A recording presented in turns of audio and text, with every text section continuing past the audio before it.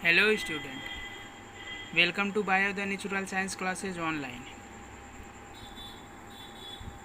पिछले एपिसोड में हमने बात की थी कि प्लांट के लिए मिनरल्स की ज़रूरत क्यों होती है, और वहाँ पे हमने बात की थी कि सेक्स का जो एक्सपेरिमेंट था हाइड्रोपोनिक्स, सॉइललेस कल्चर क्या होता है, इसकी बात हमने की थी। फिर उसके बाद हमने देखा था कि इसेंशियल एलिमेंट क्या होते हैं। एलिमेंट का इसेंशियल होना किन किन बातों पर डिपेंड करता है, और उसके बाद हमने चर्चा की थी मैक्रो एलिमेंट्स की और माइक्रो एलिमेंट्स की। आज हम डिटेल में समझेंगे कि मैक्रो न्यूट्रिएंट मीन्स कि मैक्रो एलिमेंट क्या होते हैं, माइक्रो न्यूट्रिएंट मीन्स कि माइक्रो एलिमेंट्स क्या होते हैं। पहले हम अपने लैंग्वेज में समझते हैं, उसके बाद एनसीईआरटी में क्या लिखा है ये हम बात करेंगे। उसके पहले आप कुछ क्वेश्चन का आंसर कमेंट में लिख भेजिए। पहला क्वेश्चन है हमारा, प्लांट में एलिमेंट का इसेंशियल होना किन किन बातों पर डिपेंड करता है। मेजर 3 फैक्टर हैं, उन तीनों फैक्टर को लिख भेजिए। और कितने एलिमेंट्स प्लांट के लिए इसेंशियल होते हैं, और कितने एलिमेंट प्लांट में पाए जाते हैं। और सैक्स ने जो एक्सपेरिमेंट किया था किस ईयर में किया था, और वो कहाँ के साइंटिस्ट थे, मीन्स कि उनकी जो नागरिकता है मतलब सिटीजनशिप है वो कहाँ की थी। ठीक है, अब हम स्टार्ट करते हैं अपना आज का लेक्चर। पहले हम मैक्रोन्यूट्रिएंट्स के बारे में पढ़ेंगे, समझेंगे। मैक्रोन्यूट्रिएंट्स मीन्स कि मैक्रो मीन्स होता है लार्ज, न्यूट्रिएंट मीन्स हम जानते ही हैं पोषक तत्व या मिनरल्स जो होते हैं। तो मैक्रो लार्ज कितना लार्ज, अगर 10 मिली मोल पर किलोग्राम ड्राई वेट का, मीन्स कि अगर हम प्लांट को सुखा लें और उसका वाटर क्वांटिटी निकाल दें तो जो ड्राई वेट होगा प्लांट का, उसमें अगर 1 किलो का प्लांट है, सूखा हुआ प्लांट, तो उसमें 10 मिली मोल न्यूट्रिएंट की क्वांटिटी होनी चाहिए, मीन्स पार्टिकुलर एलिमेंट का क्वांटिटी होनी चाहिए। अगर इतना है और इससे ज़्यादा है तो वो माइक्रो न्यूट्रिएंट की सीरीज में आएगा, श्रेणी में आएगा, उसे हम माइक्रो न्यूट्रिएंट मान लेंगे। और अगर इससे कम है, मतलब कि 10 मिली मोल पर किलोग्राम ऑफ ड्राई वेट का 10 मिली मोल से कम है न्यूट्रिएंट की क्वांटिटी, तो उसे हम माइक्रो न्यूट्रिएंट मानेंगे। तो माइक्रो न्यूट्रिएंट में एलिमेंट आते कौन कौन से हैं, एक्सपेरिमेंट किया गया और बताया गया कि इसमें 10 मिली मोल से ज़्यादा या 10 मिली मोल पर किलोग्राम वेट में ये एलिमेंट्स हैं। उनके नाम कौन कौन से हैं, पहले आप रिकॉल करिए, याद करिए इसको, अभी याद कर लीजिए इसको। पहली बात कार्बन क्यों, क्योंकि ये सेलुलोज का पार्ट होता है। सिंपल तरीका यही है कि ये सेलुलोज कार्बोहाइड्रेट का पार्ट होता है, और हम जानते हैं कि सेलुलोज और कार्बोहाइड्रेट प्लांट में सबसे ज़्यादा पाया जाता है, और ये कार्बन ऑर्गेनिक कंपाउंड है, इसलिए भी कार्बन सबसे ज़्यादा। तो ऐसे ही हम बता सकते हैं कि ये माइक्रो न्यूट्रिएंट है। कार्बन, हाइड्रोजन हम जानते हैं वाटर के फॉर्म में रहेगा प्लांट में, तो वाटर प्लांट में लगभग 60% वाटर होता है, वेरिएबल होता है प्लांट में। ट्रांसपोर्ट इन प्लांट वाले चैप्टर में हम देखे भी थे कि कुछ प्लांट में जो हर्बेसियस प्लांट होते हैं उनमें वाटर 90% होता है। ठीक, तो ये वाटर, और फिर ऑक्सीजन हम जानते ही हैं, प्लांट के लिए ऑक्सीजन बहुत ही इम्पोर्टेंट है। ऑक्सीडेशन, फूड का ऑक्सीडेशन, एनर्जी जनरेट करने के लिए, और ये वाटर के फॉर्म में भी रहेगा, तो वाटर रहेगा तो ऑक्सीजन और हाइड्रोजन तो रहेगा। तो ये हमारे 3 एलिमेंट्स मैक्रो एलिमेंट्स हैं, ये एकदम याद हो जाना चाहिए, और एकदम सिंपल सा है, कार्बन, हाइड्रोजन और ऑक्सीजन। ठीक है, फिर उसके बाद हमारा आता है नाइट्रोजन। नाइट्रोजन क्यों है? क्योंकि ये एमिनो एसिड का पार्ट होता है, मीन्स कि प्रोटीन का पार्ट होता है। अब और हम जानते हैं कि प्लांट में प्रोटीन की ज़रूरत बहुत ज़्यादा होती है, इवन ह्यूमन बॉडीज़ या फिर एनिमल्स में भी, क्योंकि प्रोटीन से ही एंजाइम्स बनते हैं और प्रत्येक जो एवरी रिएक्शंस होती हैं, लगभग सभी रिएक्शंस के लिए एंजाइम की ज़रूरत होती है, लगभग सभी एंजाइम्स के, सभी रिएक्शंस के लिए। और मेटाबॉलिक एक्टिविटीज़ के लिए डिफरेंट एंजाइम्स की ज़रूरत होती हैं, और रिपेयरिंग के लिए, जो सेल डेथ होती हैं उसकी रिपेयरिंग के लिए भी एंजाइम्स की और प्रोटीन की ज़रूरत होती है। तो अब हम ये भी समझ चुके हैं कि नाइट्रोजन क्यों इम्पॉर्टेंट है, तो नाइट्रोजन हो गया।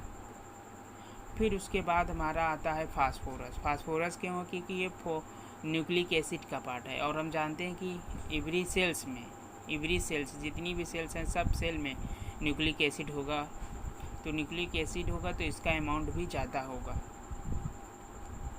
तो न्यूक्लिक एसिड में फास्फोरस होता है,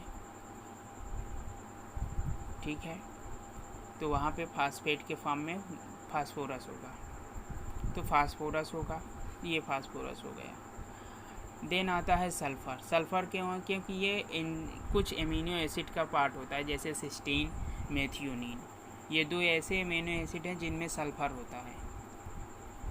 तो ये सल्फ़र एमिनो एसिड का पार्ट है, इसलिए एमिनो एसिड ज़्यादा अमाउंट में पाए जाते हैं प्लांट में, एनिमल्स में। तो ये सल्फ़र भी हमारा मैक्रो एलिमेंट्स हो गया।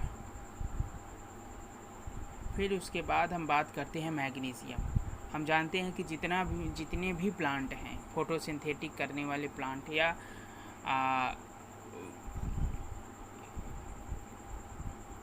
कुछ एल्गा हैं, ब्रायोफाइट्स हैं, टेरिडोफाइट्स हैं, तो उनमें जिनमें जहाँ फोटोसिंथेसिस होगा, क्लोरोफिल होगा।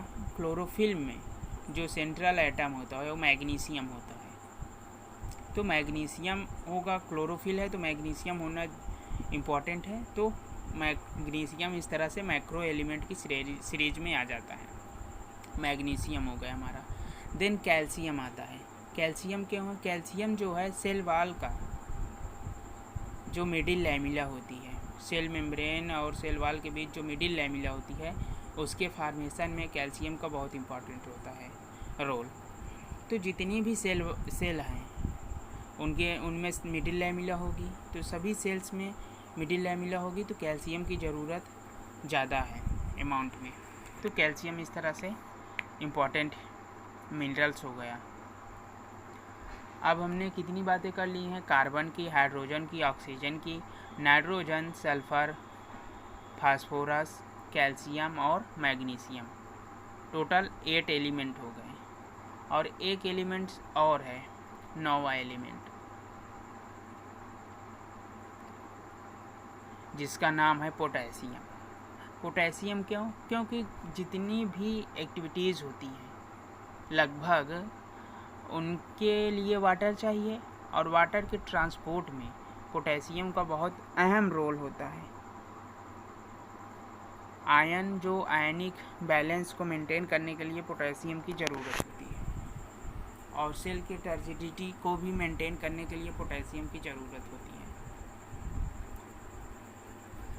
तो इस तरह से पोटेशियम हमारा मैक्रो एलिमेंट की सीरीज में आता है। तो टोटल 9 एलिमेंट्स हैं जो मैक्रो न्यूट्रिएंट्स में आते हैं। उसके बाद हम बात करेंगे माइक्रो न्यूट्रिएंट्स के बारे में। माइक्रो न्यूट्रिएंट्स में 10 millimole per kilogram dry weight का, इससे कम हो। और इसमें हमारा आता है क्या क्या माइक्रो न्यूट्रिएंट्स में? मैग्नीज जो किसका पार्ट है? मैग्नीज जो एंजाइम्स का पार्ट होता है, और जिंक, आयरन, निकेल, मोलिब्डेनम, और हमारा क्या है, क्लोरीन, बोरान और कॉपर। ये 8 एलिमेंट्स जो हैं माइक्रो न्यूट्रिएंट्स में आते हैं। एक बार हम फिर से रिकॉल कर रहे हैं। इसे थोड़ा याद करना कठिन है, लेकिन उतना कठिन नहीं। आप पहले मैक्रो एलिमेंट्स को याद रखिए, उसके बाद माइक्रो एलिमेंट्स को हम चैप्टर पढ़ते पढ़ते पूरा चैप्टर जब तक फिनिश होगा याद कर चुके होंगे माइक्रो न्यूट्रिएंट्स, क्योंकि इसको समझने के लिए कई चीज़ें पढ़नी पड़ेंगी। तो ये जब हम समझ लेंगे तो ये ऑटोमेटिकली माइक्रो न्यूट्रिएंट्स के जो हैं याद हो जाएंगे। और माइक्रो तो अभी याद कर लीजिए। तो माइक्रो में हम क्या देख चुके हैं, iron, manganese, copper, molybdenum, zinc, boron, chlorine and nickel, 8 element हैं जो माइक्रो एलिमेंट्स में आते हैं। अब हम देखते हैं कि एनसीईआरटी इसके बारे में क्या लिखता है। Micro elements are generally present in plant tissues in large amounts. ठीक है, जनरली लार्ज अमाउंट में प्रेजेंट होते हैं प्लांट में। In excess of 10 millimole per kilogram of dry weight, 10 millimole per kilogram dry weight का 10 मिलीमोल पर किलोग्राम से ज़्यादा present होते हैं। द माइक्रोन्यूट्रिएंट्स इंक्लूड, माइक्रोन्यूट्रिएंट्स में इंक्लूड किए जाते हैं carbon, hydrogen, oxygen, nitrogen, phosphorus, sulphur, potassium, calcium and magnesium.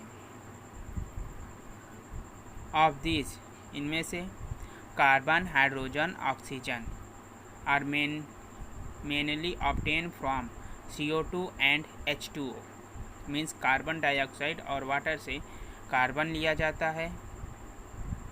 Hydrogen और ऑक्सीजन कार्बन डाइऑक्साइड और ऑक्सीजन, कार्बन डाइऑक्साइड और वाटर से लिया जाता है। हाइड्रोजन वाटर से लिया जाता है।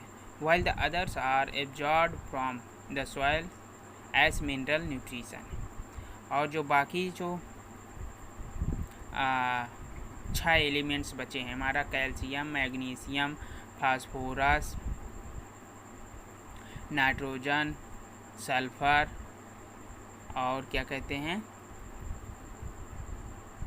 एक क्या बच गया हमारा, पोटेशियम। ये न्यूट्रिएंट सॉइल में जो वाटर होता है उससे एब्जॉर्ब कर लिया जाता है वहाँ पे। माइक्रोन्यूट्रिएंट्स के बारे में क्या लिखता है एनसीईआरटी, ट्रेस एलिमेंट। माइक्रोन्यूट्रिएंट को ट्रेस एलिमेंट भी कहते हैं, मीन्स कि स्मॉल क्वांटिटी, स्मॉल अमाउंट में, लिटिल अमाउंट में प्रेजेंट हो। Are needed in very small amounts, बहुत कम मात्रा में ज़रूरत होती है। Less than 10 millimole per kilogram of dry weight, dry weight का 10 मिलीमोल पर किलोग्राम में, 1 किलोग्राम में 10 मिलीमोल से भी कम क्वांटिटी होती है माइक्रोन्यूट्रिएंट्स की।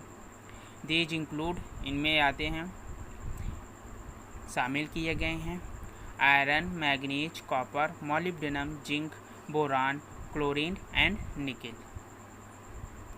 निकेल एक एक्सेप्शन है, पहले ये नहीं लिया गया था लेकिन अभी निकेल नया ऐड हुआ है तो हमें निकेल को भी याद रखना पड़ेगा। और आयरन की थोड़ा आयरन के बारे में थोड़ा समझ लीजिए। आयरन जब माइक्रोन्यूट्रिएंट के रेस्पेक्ट में बात की जाएगी तो ये मैक्रोन्यूट्रिएंट के तरह काम करेगा, क्योंकि ये जो माइक्रोन्यूट्रिएंट है आयरन, ये अपने सभी माइक्रोन्यूट्रिएंट में, जितने भी माइक्रोन्यूट्रिएंट्स हैं उनमें सबसे ज़्यादा पाया जाता है आयरन। तो इसे अगर माइक्रोन्यूट्रिएंट के साथ जो देखते हैं तो इसे हम माइक्रोन्यूट्रिएंट का नाम देते हैं, लेकिन ओवरऑल देखा जाए तो ये भी माइक्रोन्यूट्रिएंट में आता है। In addition to 17 essential elements named above, there are some beneficial elements। जो हमने 17 एलिमेंट्स, इसेंशियल एलिमेंट्स की बात किए हैं, उसके अलावा कुछ एलिमेंट्स और हैं जो बेनिफिशियल एलिमेंट्स कहलाते हैं, जैसे कि सोडियम, सेलेनियम, कोबाल्ट, सिलिकॉन। ये 4 एलिमेंट्स हैं, sodium, silicon, cobalt and selenium. They are required by higher plants, ये हायर प्लांट्स के द्वारा रिक्वायर्ड होते हैं। बेनिफिशियल एलिमेंट्स हायर प्लांट्स में देखने को मिलते हैं, जिसका नाम है सोडियम, सिलिकॉन, कोबाल्ट और सेलेनियम। इसे याद कर लीजिए, इसे कहीं पे जहाँ आप पढ़ते हैं वहाँ पे लिख कर इसे चिपका लीजिए। इसको बार बार पढ़ते रहेंगे तो ये चीज़ें याद हो जाएंगी। अब ये चीज़ें हैं, कुछ चीज़ें हैं जो हमें समझनी हैं और कुछ चीज़ें हैं हमें याद करना है। जैसे लिखा गया है वैसे ही याद कर लेना चाहिए। इसमें आपका टाइम भी बचेगा। अब कुछ बेनिफिशियल एलिमेंट्स हैं, सोडियम, सिलिकॉन, कोबाल्ट, सेलेनियम। अब इसमें समझने का कम है, याद करने की ज़्यादा है, तो इसे ऐसे ही याद करिए कि बेनिफिशियल एलिमेंट्स हैं sodium, silicon, cobalt and selenium, higher plant में रिक्वायर्ड होते हैं। Essential elements can also be grouped into 4 broad categories on the basis of their diverse functions. Essential elements जो होते हैं वो 4 कैटेगरीज में कैटेगराइज किए गए हैं उनके फंक्शंस के बेसिस पे। पहला है स्ट्रक्चरल एलिमेंट्स, दूसरा है एनर्जी रिलेटेड एलिमेंट्स, और तीसरा है एक्टिवेटर्स या इनहिबिटर्स, कोफैक्टर्स होते हैं जो, और चौथा है ऑस्मोटिक पोटेंशियल को मेंटेन करने वाले एलिमेंट्स, ऑस्मोटिकली एक्टिव एलिमेंट्स। ये 4 ब्रॉड कैटेगरीज हैं इनके फंक्शंस के बेसिस पे।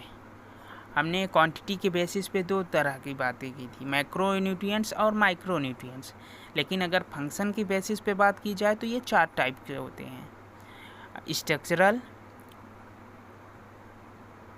इनहिबिटर या activator, osmotically active and energy related elements. अब हम बात करेंगे, पहले अपने अकॉर्डिंग बात कर लेते हैं, फिर एनसीईआरटी में क्या लिखता है उसके बारे में हम बात करते हैं। स्ट्रक्चरल एलिमेंट्स मीन्स कि जो स्ट्रक्चर का पार्ट हो, मीन्स कि प्लांट के जो स्ट्रक्चरल पार्ट को बनाने में हेल्प करता हो, उसे हम स्ट्रक्चरल एलिमेंट्स कहते हैं। अब स्ट्रक्चर, प्लांट के स्ट्रक्चर में क्या क्या हो सकता है? कार्बोहाइड्रेट हो सकता है, प्रोटीन हो सकता है, विटामिन्स, मिनरल्स और वाटर हो सकता है, जिसमें से स्ट्रक्चरल जो पार्ट होते हैं उनमें कार्बोहाइड्रेट मेन है और वाटर भी आता है, प्रोटीन्स आते हैं, ये 3 इम्पॉर्टेंट है। और फैट्स होता है ऑयल्स के फॉर्म में, स्टोर्ड फैट्स होते हैं। लेकिन मेनली हम जो बात करेंगे कार्बोहाइड्रेट और प्रोटीन्स और वाटर की, तो स्ट्रक्चरल एलिमेंट कार्बोहाइड्रेट किससे बना होता है? कार्बन से, ऑक्सीजन से और हाइड्रोजन से। तो ये हमारे 3 एलिमेंट्स जो हैं स्ट्रक्चरल एलिमेंट हो गए, क्योंकि ये स्ट्रक्चर प्लांट के स्ट्रक्चर को बनाने में हेल्प करते हैं, डायरेक्टली इन्वॉल्व होते हैं। फिर बात आती है प्रोटीन के बारे में। प्रोटीन भी प्लांट के सेल की जो होती हैं उन्हें रिपेयर करता है। तो उनमें जो एलिमेंट्स इन्वॉल्व होते हैं, नाइट्रोजन एमिनो एसिड के फॉर्म में, फास्फोरस और सल्फ़र। तो ये नाइट्रोजन, फास्फोरस, सल्फ़र ये स्ट्रक्चरल एलिमेंट आते हैं। मेनली जो हमारा 3 है, कार्बन, हाइड्रोजन और ऑक्सीजन, स्ट्रक्चरल एलिमेंट। उसके बाद नाइट्रोजन हमारा एक स्ट्रक्चरल एलिमेंट है। और अगर ऑप्शन में दिया जाए सल्फ़र, फास्फोरस, कैल्शियम, मैग्नीशियम, तो ये सब भी आएंगे। लेकिन हमारा जो स्ट्रक्चरल एलिमेंट है, 4 मेन स्ट्रक्चरल एलिमेंट है। कार्बोहाइड्रेट में जितने एलिमेंट्स होते हैं वो, और एमिनो एसिड में होता है नाइट्रोजन वो। तो कार्बन, हाइड्रोजन, ऑक्सीजन और नाइट्रोजन, ये 4 एलिमेंट्स हमारे स्ट्रक्चरल एलिमेंट्स होते हैं। फिर उसके बाद आता है energy related element. Energy means कि जो एटीपी में होता है, हम जानते हैं एनर्जी करेंसी कहते हैं एटीपी को, और जितनी भी एनर्जी रिक्वायर्ड होती है वो एटीपी के फॉर्म में प्लांट की एवरी सेल्स के पास पहुंचती है। तो एटीपी में एडिनोसिन ट्राईफास्फेट, फास्फेट ग्रुप होता है, मतलब फास्फोरस होगा मीन्स कि ये एनर्जी से रिलेटेड है फास्फोरस। तो फास्फोरस हमारा एनर्जी से रिलेटेड हो गया। एनर्जी से रिलेटेड हमारा मैग्नीशियम भी होता है, क्योंकि जो क्लोरोफिल होता है वो फोटोसिंथेसिस करता है, और क्लोरोफिल का जो सेंट्रल पार्ट होता है वो हमारा मैग्नीशियम ही होता है। तो मैग्नीशियम भी हमारा एनर्जी से रिलेटेड हो जाता है। तो हमारे ये जो 2 एलिमेंट्स हैं मैग्नीशियम और फास्फोरस, ये एनर्जी से रिलेटेड है। अब हम बात करते हैं एक्टिवेटर की या इनहिबिटर्स की। एक्टिवेटर्स ऐसे एलिमेंट जो एंजाइमेटिक एक्टिविटी को बढ़ा देते हैं और इनहिबिटर्स जो घटा देते हैं। तो एक्टिवेटर्स की तरह काम करते हैं, जैसे कि मैग्नीशियम एक्टिवेटर की तरह काम करता है रेबुलोज बाईफास्फेट कार्बोक्सिलेज ऑक्सीजिनेज एंजाइम, जो कि फोटोसिंथेसिस में पार्टिसिपेट करती है। हम वहाँ पे बात करेंगे फोटोसिस्टम फर्स्ट और सेकंड में, साइक्लिक और नॉन साइक्लिक फोटोफास्फोरिलेशन में। तो वहाँ पे देखेंगे कि रोबुलोज बाईफास्फेट कार्बोक्सिलेज ऑक्सीजिनेज किस तरह से काम करती है। तो उसकी एक्टिविटी को बढ़ाने के लिए मैग्नीशियम की रिक्वायरमेंट होती है,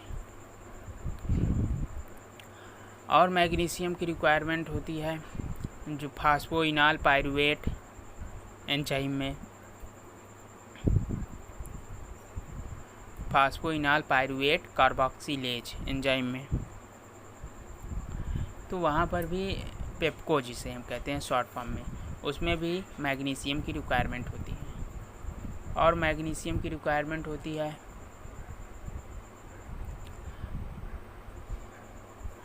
कार्बोनिक नहीं, बस यही दो जगह, कार्बोनिक एनहाइड्रेज। और फिर उसके बाद हम बात करते हैं जिंक की। ये भी एक्टिवेटर की तरह काम करता है। जिंक जो है कैटालेज एंजाइम में काम करता है। कैटालेज में आयरन काम करता है एक्टिवेटर का, और जिंक काम करता है एल्कोहलिक डिहाइड्रोजिनेज और सक्सिनेट डिहाइड्रोजिनेज एंजाइम में, और कार्बोनिक एनहाइड्रेज एंजाइम में, और कार्बोक्सीपेप्टाइडेज एंजाइम में। ये 4 एंजाइम्स होती हैं, alcohol dehydrogenase, carboxypeptidase, carbonic anhydrase, और last one is succinate dehydrogenase. इन चारों एंजाइम्स में जो जिंक होता है हमारा एक्टिवेटर की तरह काम करता है। ये चारों एंजाइम्स कहाँ पे यूज होती हैं इसकी बात हम करेंगे जब डिफरेंट चैप्टर्स में जहाँ पे नाम आएगा। अभी वैसे हम ओवरव्यू ले लेते हैं ताकि जब हम पढ़ें तो उसमें समझ में आए कि हम इसकी बात किए थे। जो कार्बोनिक एनहाइड्रेज है, ये हम हीमोग्लोबिन के ट्रांसपोर्ट में पढ़ेंगे। जब हीमोग्लोबिन में ऑक्सीजन का ट्रांसपोर्ट होता है तो वहाँ पे पढ़ेंगे इसके बारे में। अभी तक जितना एंजाइम्स होती हैं सबसे फास्टेस्ट एंजाइम यही होता है कार्बोनिक एनहाइड्रेज, जिसकी टर्नओवर नंबर सब बहुत ज़्यादा होती है। और कार्बोक्सीपेप्टाइडेज जो एमिनो एसिड होता है उसके कार्बोक्सिली मीन्स की का जो COOH ग्रुप की तरफ से कट करता है डाइपेप्टाइड्स को, पॉलीपेप्टाइड्स की चेन को, उसे कार्बोक्सीपेप्टाइडेज एंजाइम कहते हैं। और जो हमारा एल्कोहलिक डिहाइड्रोजिनेज है, ये हम रेस्पिरेशन वाले चैप्टर में पढ़ेंगे कि जो फर्मेंटेशन होता है, एल्कोहलिक फर्मेंटेशन, वहाँ पे एल्कोहल डिहाइड्रोजिनेज एंजाइम की ज़रूरत होती है। तो वहाँ पे किस तरह से जिंक का यूज होता है वो भी हम बात करेंगे। और मैग्नीशियम का रोल रेस्पिरेशन के डिफरेंट एंजाइम्स में होता है डिफरेंट स्टेप में। हम जब रेस्पिरेशन पढ़ेंगे तो वहाँ पर भी इसे डिटेल में समझेंगे। तो हमारा अभी तक जो हमने बात की थी मैग्नीशियम की, जिंक की और आयरन की, ये एलिमेंट्स एक्टिवेटर की तरह काम करते हैं। और है जैसे एलिमेंट्स है मोलिब्डेनम अभी हम बात करेंगे इसमें नाइट्रोजन फिक्सेशन की, नाइट्रोजन साइकिल की। तो वहाँ पे हम जो एक एंजाइम यूज होती है नाइट्रोजिनेज या नाइट्रोजिनेज रिडक्टेज एंजाइम जो यूज होती है, वहाँ पे जो एक्टिवेटर का काम करता है एलिमेंट वो मोलिब्डेनम आयरन प्रोटीन होती है, मोलिब्डेनम आयरन प्रोटीन। तो वहाँ पे एक्टिवेटर का काम मोलिब्डेनम करता है और आयरन, मोस्टली तो मोलिब्डेनम ही बताया जाता है। आयरन भी उसके साथ में होता है। तो मॉलिब्डेनम भी एक्टिवेटर का काम करेगा। तो अभी तक हमने 4 एलिमेंट्स के बारे में जान लिए हैं अब तक हम। मॉलिब्डेनम और आयरन, मैग्नीशियम एंड जिंक, ये चारों एलिमेंट्स एक्टिवेटर का काम करते हैं। और भी ढेर सारी एलिमेंट्स हैं जो एक्टिवेटर के काम करेंगे। उसको हम जब एंजाइम पढ़ेंगे, बायोमॉलिक्यूल्स वाला चैप्टर, तो वहाँ पे भी डिस्कस करेंगे कि कौन सा एलिमेंट कहाँ पर किस एंजाइम में एक्टिवेटर का काम करता है। और वहाँ पे हम एंजाइम के बारे में डिटेल स्टडी भी करेंगे कि कौन जो 6 क्लास हैं एंजाइम्स की, वो कौन कौन से हैं। फिर हमारा चौथा जो कैटेगरी है एलिमेंट्स की, वो है osmotically active elements.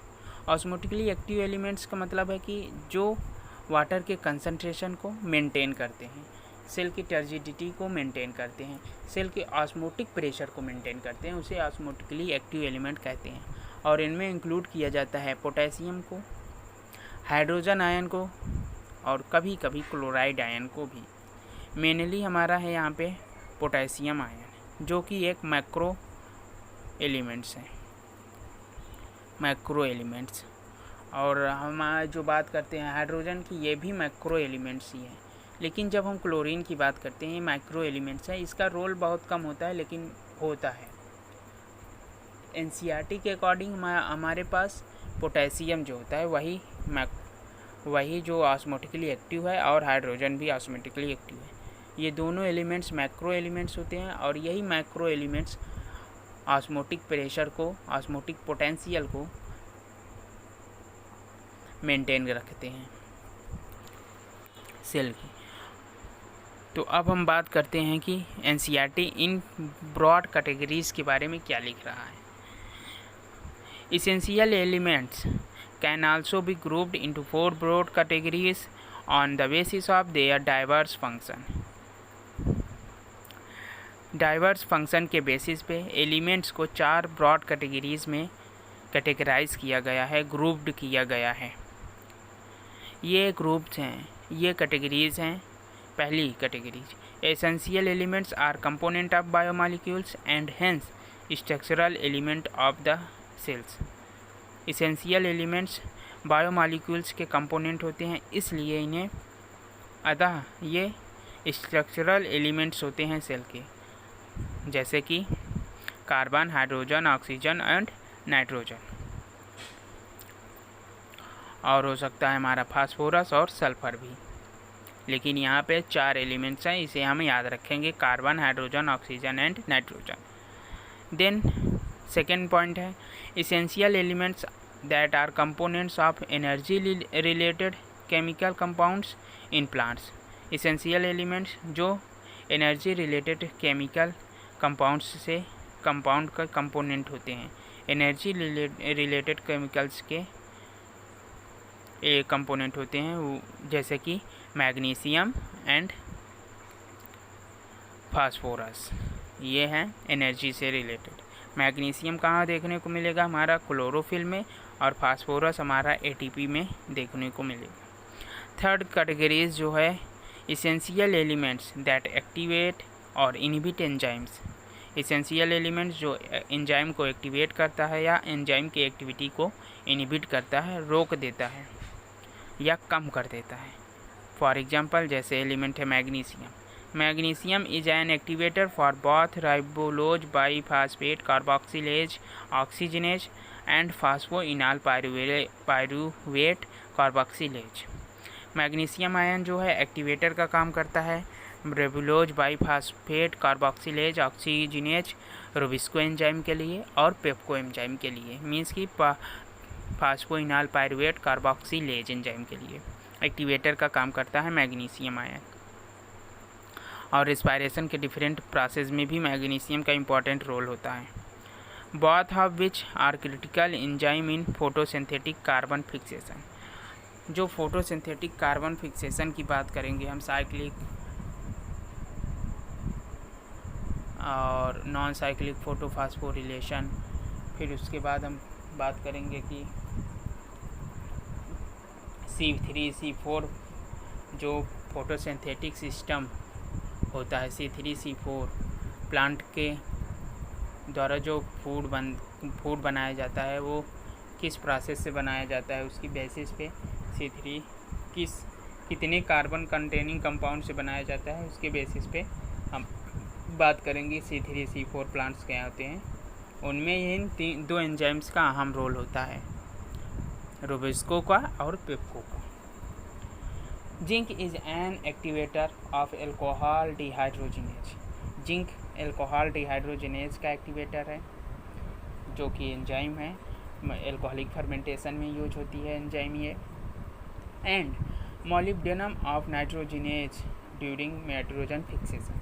Nitrogen fixation के दौरान नाइट्रोजिनेज एंजाइम जो यूज होती है मोलिब्डेनम, उसका एक्टिवेटर होता है। मोलिब्डेनम आयरन के साथ एक्टिवेटर की तरह काम करता है। Can you name a few more elements that fall in this category? क्या आप और एलिमेंट्स का भी नाम बता सकते हैं जो इन कैटेगरीज में आए, मीन्स कि एक्टिवेटर या इनहिबिटर के काम में आए? तो हाँ, बिल्कुल बता सकते हैं। जैसे कि जिंक, हमारा मैग्नीशियम, जिंक और मोलिब्डेनम तो हो ही गया। आयरन है, और कहीं कहीं भी पोटेशियम भी काम एक्टिवेटर की तरह काम करता है। डायरेक्टली नहीं, इनडायरेक्टली इन्वॉल्व होता है पोटेशियम भी। और हमारा है और क्या है, और भी ढेर सारे एलिमेंट्स हैं जो एक्टिवेटर की तरह काम करते हैं। फास्फोरस है, सल्फर है, ये सब कुछ जगह पे एक्टिवेटर के तरह काम करते हैं। For this, you will need to recollect some of the biochemical pathways you have studied earlier. इसके लिए आप कुछ बायोकेमिकल पाथवेज का स्टडी करनी पड़ेगी जो हम अर्लियर इसके पहले पढ़ चुके हैं, ये कह रहा है। तो अभी तक तो ये हमारा पहला सेकेंड चैप्टर है, तो आपने अब तक जितना पढ़ी हैं, जितनी चीज़ें पढ़ी हैं, वहाँ पे ऐसी किसी एंजाइम का नाम नहीं आया है। अभी आने वाला है एंजाइम्स का नाम, जो फोटोसिंथेसिस में और रेस्पायरेशन में एंजाइम्स भरपूर यूज होंगी। तो वहाँ पे हम देखेंगे कि एलिमेंट्स का किस तरह से रोल होता है एंजाइम्स में। और बायोमॉलिक्यूल्स पढ़ेंगे तो वहाँ पे हम डिटेल में बात करेंगे एंजाइम्स और उनके एलिमेंट्स जो रिक्वायर्ड होते हैं एक्टिवेटर के लिए, एक्टिवेटर की तरह और इनहिबिटर की तरह। और फोर्थ जो कैटेगरी है डाइवर्स फंक्शन के बेसिस पे एलिमेंट्स की, वो है ऑस्मोटिक पोटेंशियल से related. Some essential elements can alter the osmotic potential of cell.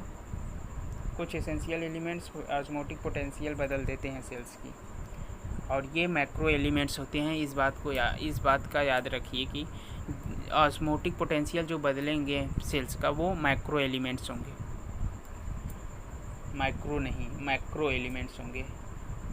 Potassium plays an important role in the opening and closing of stomata.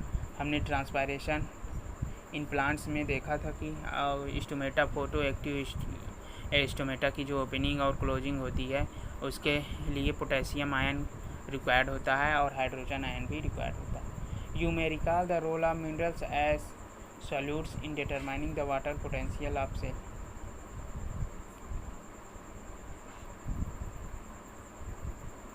Water potential, cell का water potential को determine करने के लिए minerals का अहम role होता है, important role होता है। हम पढ़ चुके हैं ट्रांसपोर्ट इन प्लांट्स में कि किस तरह से वाटर पोटेंशियल बढ़ जाता है सॉल्यूट को कम करने से, और किस तरह से घट जाता है जब उनमें सॉल्यूट को ऐड किया जाता है। मास फ्लो हाइपोथेसिस में भी हमने बात की थी, जब सुक्रोज का सिंथेसिस होता है लीफ में, तो वहाँ पे कंसंट्रेशन सुक्रोज का बढ़ जाता है और वाटर फिर मूव करके जाइलम से फ्लोएम में आ जाता है, ताकि उसका ऑस्मोटिक पोटेंशियल मेंटेन किया जा सके। और वाटर पोटेंशियल फिर घट जाता है लीफ में, और उसको मेंटेन करने के लिए जाइलम इंटर करता है फ्लोएम में, और सुक्रोज का जो सॉल्यूशन होता है अब डाइल्यूट होता है और वो ऑस्मोटिक पोटेंशियल उसका कम होने लगता है, और इस तरह से वाटर पोटेंशियल भी उसका बढ़ जाता है। देन अब हम बात करेंगे रोल ऑफ मैक्रो और माइक्रोन्यूट्रिएंट्स की।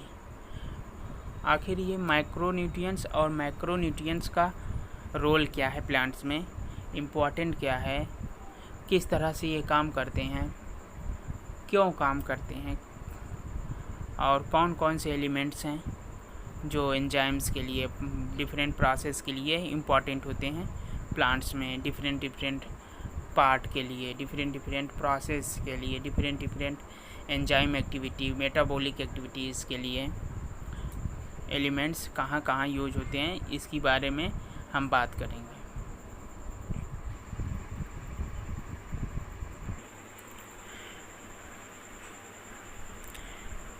पहले हम अपने अकॉर्डिंग पढ़ लेते हैं, समझ लेते हैं चीज़ों को, उसके बाद एनसीईआरटी में क्या लिखा गया है ये हम बात करेंगे।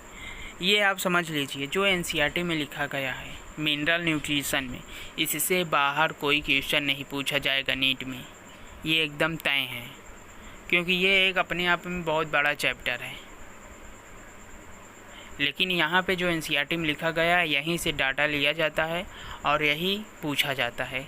यहाँ पे जो मिनरल्स हैं और उनका जहाँ जहाँ पे रोल है वही चीज़ें पूछी जाती हैं बस, इससे आगे कुछ भी नहीं पूछा जाएगा। आप 10 ईयर्स जो पिछला पेपर है, प्रीवियस ईयर के क्वेश्चन पेपर्स हैं, उसको सॉल्व करेंगे तो देखेंगे कि सब कुछ एनसीईआरटी में, मिनरल्स न्यूट्रिशन का जो चैप्टर है वहाँ तो एनसीईआरटी से ही डायरेक्ट क्वेश्चन फ्रेम करके आया गया है, लिया गया है। तो हम पहले अपने अकॉर्डिंग पढ़ते हैं कि क्या रोल है मैक्रो न्यूट्रिएंट्स का और मैक्रो न्यूट्रिएंट्स का। तो माइक्रो न्यूट्रिएंट्स का, पहले मैक्रो का देखते हैं, लार्ज अमाउंट में जो पाए जाते हैं। कार्बन, हाइड्रोजन और ऑक्सीजन का रोल तो हम जानते ही हैं, स्ट्रक्चरल होता है, मीन्स कि प्लांट के बॉडी पार्ट, सेल्स के पार्ट को बनाने में रोल प्ले करता है। फिर उसके बाद हमारा आता है नाइट्रोजन। नाइट्रोजन हम जानते हैं अमीनो एसिड का पार्ट होता है, मीन्स कि प्रोटीन का पार्ट होता है, प्रोटीन का पार्ट होता है मीन्स कि एंजाइम का भी पार्ट होगा।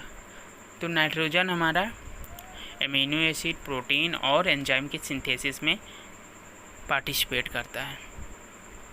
अब चूँकि ये तीनों जो एंजाइम्स, प्रोटीन और अमीनो एसिड की ज़रूरत कहाँ पे होगी, जो ग्रोइंग रीजन होंगे जहाँ पे सेल्स का फार्मेशन हो रहा होगा, तो ये एलिमेंट, नाइट्रोजन जो एलिमेंट है सबसे ज़्यादा पाया जाएगा प्लांट में, और इसका जो रिक्वायरमेंट होगी, इसकी जो सिंथेसिस होगी वो, सिंथेसिस ना कहें बल्कि ये कहें कि इसकी जहाँ पे ज़रूरत होगी वो पार्ट होंगे क्या, ग्रोइंग रीजन। ग्रोइंग रीजन में क्या हो सकता है, शूट एपेक्स और रूट एपेक्स, मीन्स कि शूट का जो अपर पार्ट होता है, तने का जो अपर पार्ट होता है जहाँ पे न्यू बड्स निकलती हैं, लीफ निकलती हैं, नई सेल्स वहाँ पे बनती हैं, वहाँ पर होगा, और रूट्स के अपेक्स पार्ट पे जहाँ पे सेल डिवीज़न तेज़ी से हो रहा है वहाँ पे नाइट्रोजन की ज़रूरत होगी। अब हम बात करते हैं कि नाइट्रोजन के बारे में एनसीईआरटी क्या लिखा है। ठीक है, हम पहले अपने अकॉर्डिंग डिफरेंट एलिमेंट्स को जानेंगे, उसके बाद एनसीईआरटी में क्या लिखा है उसके बारे में वो हम समझेंगे, ताकि देख सकें कि क्या हमने नाइट्रोजन के बारे में जो पढ़ा, जो हमने अभी समझा है, उस कुछ मिसिंग तो नहीं है। ठीक है, तो nitrogen, this is the essential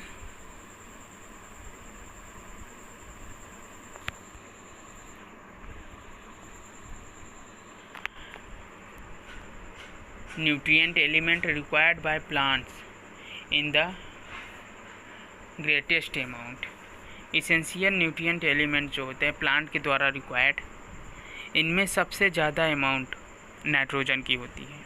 essential elements में ग्रेटेस्ट अमाउंट में रिक्वायरमेंट होती है नाइट्रोजन की, इस बात को याद रखिए। ग्रेटेस्ट अमाउंट में किस न्यूट्रिएंट का इम्पॉर्टेंट रोल होता है, तो हमारा आंसर होगा नाइट्रोजन का। It is absorbed mainly by nitrate through, though some are also taken up nitrite और अमोनियम आयन। इसको ऑब्जर्व करते हैं प्लांट नाइट्रेट के फॉर्म में, नाइट्राइट के फॉर्म में और अमोनियम के फॉर्म में। तो सबसे ज़्यादा इसका एब्जॉर्प्शन अमोनियम के फॉर्म में होता है, उसके बाद नाइट्राइट के फॉर्म में होता है, नाइट्रेट के फॉर्म में होता है, उसके बाद नाइट्राइट के फॉर्म में होता है। तो इसका ऑर्डर क्या है? Ammonium ion, nitrate and nitrite. Ammonium ion के बारे सबसे ज़्यादा एब्जॉर्प्शन होगा क्योंकि ये ज़्यादा डिजॉल्व है। Nitrogen is required by all part of the plants. Plant के सभी पार्ट्स के द्वारा नाइट्रोजन की ज़रूरत होती है। सभी प्लांट को पार्ट्स के जितने भी भाग होते हैं उसे नाइट्रोजन की ज़रूरत होती है, आवश्यकता होती है। Particularly meristematic tissue and metabolically active cells. Particularly अगर विशेषतः बात की जाए तो मेरिस्टेमेटिक टिश्यूज़ और मेटाबॉलिकली एक्टिव जो सेल्स होती हैं, जहाँ पे ग्रोथ, रिपेयरिंग और डिफरेंशिएशन का काम चल रहा होता है, मीन्स कि जहाँ रिएक्शंस तेज़ी से हो रही हैं, मेटाबॉलिक एक्टिविटीज़ तेज़ी से हो रही हैं, वहाँ पे नाइट्रोजन की ज़रूरत ज़्यादा होगी। Nitrogen is one of the major constituent of proteins. Nitrogen proteins का मेजर कंस्टिट्यूएंट है, न्यूक्लिक एसिड का मेजर कंस्टिट्यूएंट है, विटामिन्स और हार्मोन्स का भी मेजर कंस्टिट्यूएंट है। हम जानते ही हैं कि जो नाइट्रोजन होता है ये एमिनो एसिड का पार्ट होता है, तो प्रोटीन्स का भी है। न्यूक्लिक एसिड में जो हमारा नाइट्रोजिनस बेस होते हैं, थायमीन, साइटिडीन, यूरेसिल, जो साइटोसिन होता है, थायमीन होता है, यूरेसिल होता है और गुआनिन होता है। इन सब जो नाइट्रोजिनस बेसिस होते हैं उनमें नाइट्रोजन कंटेनिंग कंपाउंड्स होते हैं। तो वहाँ पर न्यूक्लिक एसिड का ये नाइट्रोजन जीनस बेस जो होते हैं न्यूक्लिक एसिड का पार्ट होते हैं, तो ये नाइट्रोजन भी न्यूक्लिक एसिड के पार्ट हो जाएगा। और विटामिन्स भी हैं और हार्मोन्स भी हैं। तो हमने सभी बातें यहाँ पे कर ली हैं। हमने यहाँ पर 2 बातें नई चीज़ सीखी हैं कि ये नाइट्रोजन ग्रेटेस्ट अमाउंट में प्लांट के द्वारा रिक्वायर्ड होता है और ये विटामिन्स और हार्मोन्स का भी पार्ट होता है। अब हम बात करेंगे फास्फोरस की। फास्फोरस जो होता है ये एनर्जी रिलेटेड है, मीन्स कि जहाँ जहाँ पर एनर्जी की ज़रूरत होगी वहाँ फास्फोरस लार्ज अमाउंट में पाया जाएगा। उसके बाद हम बात करेंगे पोटेशियम की, फिर कैल्शियम की, फिर मैग्नीशियम की, सल्फ़र की और आयरन की, और उसके बाद हम manganese, zinc, copper, boron, molybdenum और क्लोरीन की बात करेंगे। आज के लिए बस इतना ही। हमें लगता है कि आज ज़्यादा नॉलेज मिल गई है आप लोगों की। अब ये जो इसे रिकॉल करिए और पढ़ते रहिए, और आई होप आपको समझ में आ रहा होगा। All the very best. Thank you for